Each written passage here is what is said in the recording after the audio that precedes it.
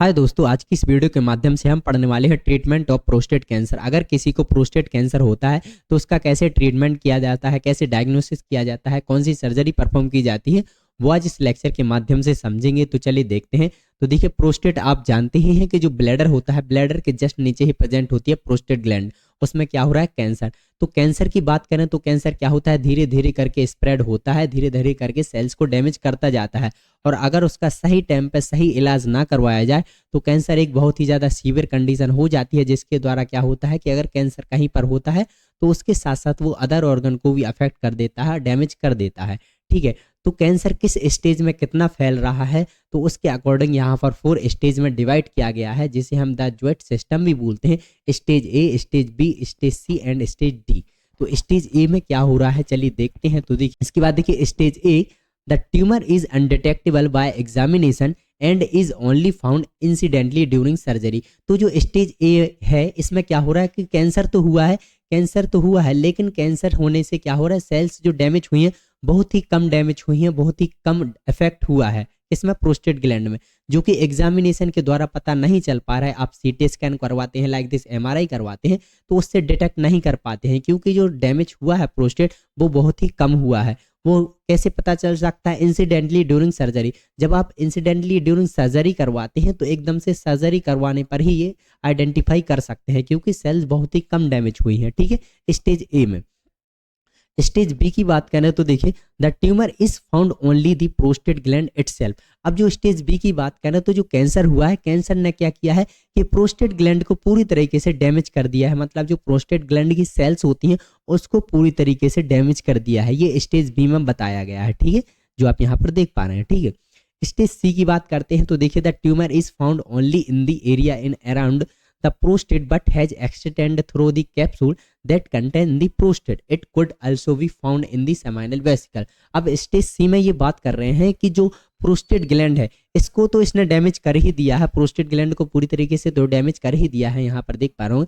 इसके साथ साथ यहाँ पर भी इन्फेक्शन हो गया है, यहाँ की सेल्स को भी पूरी तरीके से कैंसर ने डैमेज कर दिया है। किसकी, जो यहाँ पर समाइनल वेसिकल्स होती है, इसे हम समाइनल वेसिकल्स बोलते हैं, इसे भी पूरी तरीके से कैंसर सेल हो गई हैं, यहाँ भी पूरी तरीके से डैमेज हो गई हैं। ठीक है, तो ये भी पूरी तरीके से डैमेज हो गया है। ये स्टेज सी होती है। ठीक है, स्टेज डी देखते हैं तो देखिए, the tumour has metastasized to area distant from the prostate. तो जो अब स्टेज डी है ये बहुत ही सीवियर कंडीशन है, क्रॉनिक कंडीशन है। इसमें क्या हुआ कि इसके साथ साथ प्रोस्टेट ग्लैंड के साथ साथ जो भी इसके आसपास टिश्यू होंगे, ऑर्गन होंगे, लिम्फ नोड होगी, उसे भी पूरी तरीके से डैमेज कर देता है। जैसे कि लाइक दिस ब्लैडर हो गया, यूरेथ्रा हो गया, यूरेटर हो गया, तो यहाँ पर जो भी इसके आसपास जो भी टिश्यू ऑर्गन होंगे तो उसे भी अफेक्ट कर देता है। स्टेज डी होती है ये कंडीशन। ठीक है, चलिए बात करते हैं screening test for prostate cancer. अब प्रोस्टेट कैंसर को असेस करने के लिए एक स्क्रीनिंग टेस्ट भी होता है, जिसे कि डिजिटल रेक्टम एग्जामिनेशन बोलते हैं या डिजिटल रेक्टल एग्जाम भी बोलते हैं। तो इसमें क्या होता है कि जो डॉक्टर्स होते हैं वो क्या करते हैं, अपने हाथों में ग्लव्स पहनते हैं। ग्लव्स के बाद क्या करते हैं, एक उंगली में जेली लगाते हैं और उस उंगली को क्या करते हैं, रेक्टम से पेशेंट के अंदर इंसर्ट करते हैं। देन रेक्टम से इंसर्ट करने के बाद उंगलियों को क्या करते हैं, इस उंगली के माध्यम से इस प्रोस्टेट ग्लैंड को असेस करते हैं, एग्जामिनेशन करते हैं, फील करते हैं कि यहाँ पर अगर प्रोस्टेट में कोई कैंसर हुआ है तो यहाँ पर अलग से फील हो जाएगा। यहाँ पर अगर हार्डनेस आ गई है, कोई इन्फ्लामेशन होगा, तो वो क्या करते हैं, इस उंगली के माध्यम से यहाँ पर फील करते हैं। और ये एग्जामिनेशन उन्हें 5 से 10 सेकंड में पूरा करना होता है डॉक्टर्स को। ठीक है, तो इसके द्वारा भी वो एग्जामिनेशन करते हैं। इसके बाद सेकंड देखें हम तो देखिए, prostate specific antigen blood test, जिसे हम पीसीए बोलते हैं। ये एक प्रकार का क्या होता है, एक प्रोटीन होता है, जो कि क्या होता है, सिर्फ प्रोस्टेट ग्लैंड से ही सीक्रेट होता है। तो ठीक है, प्रोस्टेट ग्लैंड से ही सीक्रेट होता है। अगर इसकी ब्लड में क्वांटिटी बढ़ जाती है, प्रोस्टेट स्पेसिफिक एंटीजन अगर ब्लड में बहुत ज़्यादा पाया जाता है, तो संभावना होती है कि शायद व्यक्ति को प्रोस्टेट कैंसर है। मतलब संभावना होती है, या हो सकता है मे बी प्रोस्टेट में कोई इन्फेक्शन भी हो सकता है, इन्फ्लामेशन भी हो सकता है। ठीक है, तो उसे असेस करने के लिए पीसीए भी किया जाता है, जिसे कि prostate specific antigen blood test बोलते हैं। तो ये भी करवाया जाता है। ठीक है, इसके बाद अब हम बात करते हैं डायग्नोस्टिक एवेल्युएशन की बात, मतलब कि इसे कैसे डायग्नोस्ट किया जा सकता है प्रोस्टेट कैंसर को। तो वो देखें तो देखिए, फर्स्ट है हमारा प्रोस्टेट बायोप्सी। प्रोस्टेट बायोप्सी में क्या करते हैं, जो प्रोस्टेट ग्लैंड है उसकी सेल्स को, टिश्यू को ले करके उसका लैब में एग्जामिनेशन किया जाता है प्रॉपरली तरीके से कि कैंसर हुआ है, कौन से स्टेज का कैंसर हुआ है और कितनी ज़्यादा सेल्स को अफेक्ट कर दिया है। ठीक है, चलिए इसके बाद बात करते हैं सीटी स्कैन और एमआरआई। तो सीटी स्कैन और एमआरआई ऐसे टेस्ट होते हैं जो कि कॉमनली किए जाते हैं ऐसी डिसीजों में, जब भी हमारे ऑर्गन में कोई डिफेक्ट आता है तो ये टेस्ट करवाए जाते हैं जिसके द्वारा असेस कर दिया जाता है डिसीज को कि क्या डिसीज हुई है। ठीक है, इसके बाद बोन स्कैन। बोन स्कैन इसलिए करवाते हैं अगर कैंसर 4 स्टेज में चला गया है, स्टेज डी हो गई है, मतलब कि वहां पर जहां पर प्रोस्टेट में तो हुआ है, साथ ही साथ उसके अदर ऑर्गन को भी अफेक्ट कर दिया है, तो अदर ऑर्गन के अफेक्ट करने के साथ साथ ये बोन को भी अफेक्ट कर सकता है अगर स्टेज 4 होती है तो इसीलिए हमें बोन स्कैन भी करवाना अनिवार्य होता है, शायद बोन में भी कोई अफेक्ट ना हुआ हो। ठीक है, चले इसके बाद बात करते हैं अल्ट्रासाउंड। अल्ट्रासाउंड एक इमेजिनेशन टेस्ट होता है जो कि स्पेसिफिक क्वांटिटी में क्या करता है कि ये एक इमेजिनेशन टेस्ट होने के कारण क्या करता है कि एक कंप्यूटर पर इमेज बना देता है। ठीक है, इमेज बनाता है ताकि डॉक्टर्स क्या करते हैं, असेस करते हैं उसके द्वारा ऑर्गन को कि क्या ऑर्गन में अफेक्ट आया है, क्या कैसी कंडीशन हुई है। तो ये अल्ट्रासाउंड भी बहुत सी कॉमन डिसीजों में करवाया जाता है जब भी हमारी बॉडी के ऑर्गन कोई भी डिफेक्ट आता है, कोई इन्फ्लामेशन होता है, कोई भी कंडीशन होती है तो अल्ट्रासाउंड कॉमनली आप करवा सकते हैं। ठीक है, चलिए इसके बाद बात करते हैं lymph node biopsy. Lymph node biopsy तब की जाती है जब अगर कैंसर बहुत ही ज़्यादा सीवियर हो गया हो, स्टेज 4 में चला गया हो, तो क्या करेगा कि अगर वहाँ पर कैंसर तो हुआ ही, साथ ही अदर ऑर्गन को भी अफेक्ट करेगा। ठीक है, तो मे भी यहाँ पर बहुत ज़्यादा चांसेस होते हैं लिम्फ नोड अफेक्टेड होने के, क्योंकि अगर कैंसर प्रोस्टेट में होगा तो प्रोस्टेट के साथ साथ वहाँ पर लिम्फ नोड बहुत ही ज़्यादा प्रेजेंट होती है पेरिनेल एरिया में, तो वहाँ की लिम्फ नोड भी अफेक्ट हो सकती हैं,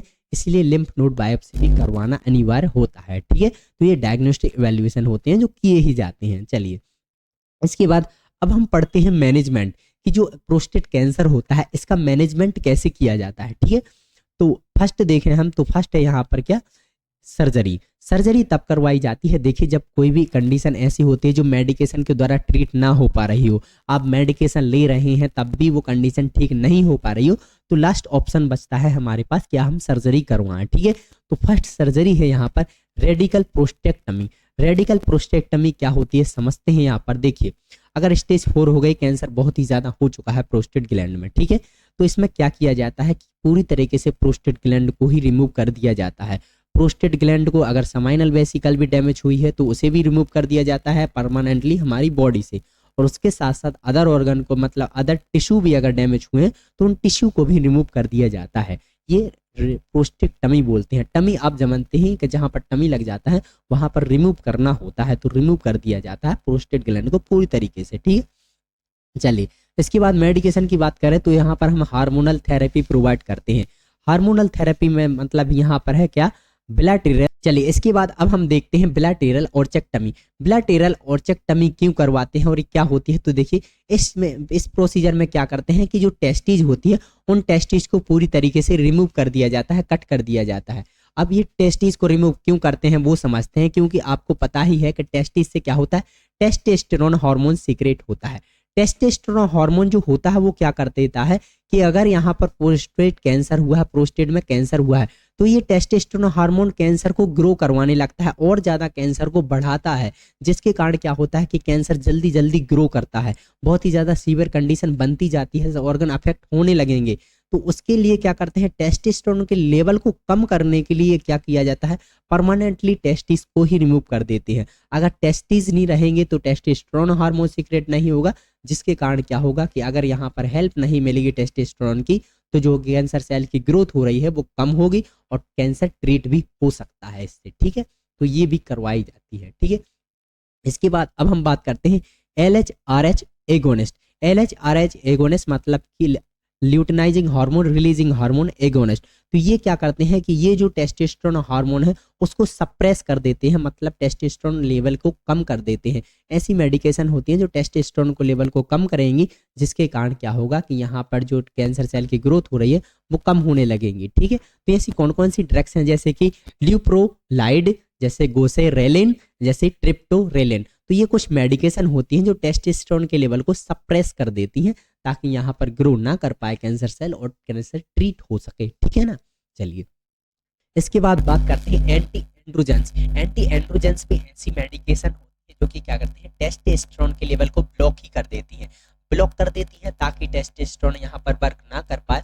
और यहाँ पर अगर टेस्टोस्टेरोन वर्क नहीं करेगा तो कैंसर सेल की ग्रोथ नहीं होगी। अब कैंसर सेल की ग्रोथ अगर कम होगी तो क्या होता है, प्रोस्टेट ठीक होने के चांसेस बढ़ जाते हैं। ठीक है, तो इसमें कौन कौन सी मेडिकेशन दी जाती है, जैसे कि बेक्लाटामाइड, जैसे फ्लूटामाइड और निल्यूटामाइड, तो ये कुछ मेडिकेशन दी जाती है ताकि प्रोस्टेट को ठीक किया जा सके। ठीक है, इसके बाद बात करते हैं LHRH एंटागोनिस्ट। LHRH मतलब कि luteinizing hormone releasing hormone antagonist, ये ऐसी मेडिकेशन होती है जो कि परमानेंटली टेस्टोस्टेरोन को सप्रेस कर देती है ताकि वो टेस्टोस्टेरोन यहाँ से निकले ही ना, सीक्रेट ही ना हो। अगर वो सीक्रेट नहीं होगा तो कैंसर सेल क्या करेंगे, कम ग्रो करेंगे, जिसके कारण कैंसर ठीक हो सकता है। तो ये कुछ मेडिकेशन प्रोवाइड की जाती है। ठीक है, LHRH agonist and LHRH antagonist साथ में भी दी जाती है। ठीक है, चलिए इसके बाद हम बात करते हैं रेडिएशन थेरेपी। रेडिएशन थेरेपी भी क्या होती है, रेडिएशन के द्वारा भी क्या किया जाता है कि कैंसर को ट्रीट करने के लिए बहुत ही ज़्यादा हेल्पफुल होता है। इसमें क्या किया जाता है, जो गामा रेस होती है उसको क्या किया जाता है, यहाँ पर डाला जाता है, जिसके कारण क्या हो सके कि जो कैंसर सेल का ग्रो हो रहा है वो ठीक हो सके। ठीक है ना, चलिए इसके बाद अब हम बात करते हैं लेस कॉमन ट्रीटमेंट। कुछ और कॉमन ट्रीटमेंट होते हैं वो भी करवा सकते हैं, जैसे कि क्रायोथेरेपी। क्रायोथेरेपी क्या होती है, एक इनसेविट ट्रीटमेंट होता है जिसमें कि क्या होता है, कोल्ड टेम्परेचर का यूज करके, इसमें क्या किया जाता है, कोल्ड टेम्परेचर का यूज किया जाता है, जिसके कारण जो एबनॉर्मल टिश्यू, जो एबनॉर्मल सेल की ग्रोथ हो रही है उसको क्या किया जाता है, फ्रीज कर दिया जाता है कम टेम्परेचर से। ठीक है, कोल्ड टेम्परेचर से उस सेल को फ्रीज कर दिया जाता है ताकि उन सेलों का ज़्यादा ग्रो ना हो सके। ठीक है, तो ये क्रायोथेरेपी में भी की जाती है। ठीक है, इसके द्वारा बात करते हैं हम कीमोथेरेपी। कीमोथेरेपी से आप सब भली भांति जानते ही होंगे कि हाई एंटीबायोटिक मेडिकेशन होती हैं, वो चलाई जाती है कीमोथेरेपी में ताकि क्या हो सके, जो कैंसर की सेल्स ग्रो हो रही हैं उनको सप्रेस कर दिया जा सके, कम हो और ठीक हो सके। ठीक है ना, इसके बाद हम बात करते हैं HIFU, जैसे कि हाई इंटेंसिटी फोकस अल्ट्रासाउंड। ये हाई इंटेंसिटी फोकस अल्ट्रासाउंड एक ऐसा ट्रीटमेंट है जिसके कारण इससे भी क्या होता है कि जो कैंसर सेल ग्रो हो रही हैं वो कम ग्रो हो, और इससे क्या करता है, ये डिस्ट्रॉय कर देता है कैंसर सेल को ताकि वो ठीक हो सके। ठीक है ना, और इसे ट्रीट करने में ये हेल्पफुल होता है। ठीक है ना, इसके बाद अब हम बात करते हैं robot assisted surgery. Robot assisted surgery हम ये मान सकते हैं कि जो रोबोट होते हैं, मे बी वो फ्यूचर में हो सकता है कि वो कैंसर को ट्रीट करने के लिए हेल्प करें और कैंसर को ठीक करवाएं डॉक्टर के साथ, या फिर वो कैंसर खुद ही ट्रीट कर सकते हैं जो रोबोट होंगे। तो ये एक फ्यूचर वाली बात हो गई। ठीक है ना, अभी ऐसी कोई वो नहीं है कि मतलब कि रोबोट से कैंसर को ट्रीट कर किया जा सके, तो ये फ्यूचर वाली बात है, ये हो सकता है मे बी। ठीक है, तो वीडियो अगर पसंद आई हो तो प्लीज़ यार हमारे चैनल को लाइक एंड सब्सक्राइब जरूर करें। Thank you for watching my video.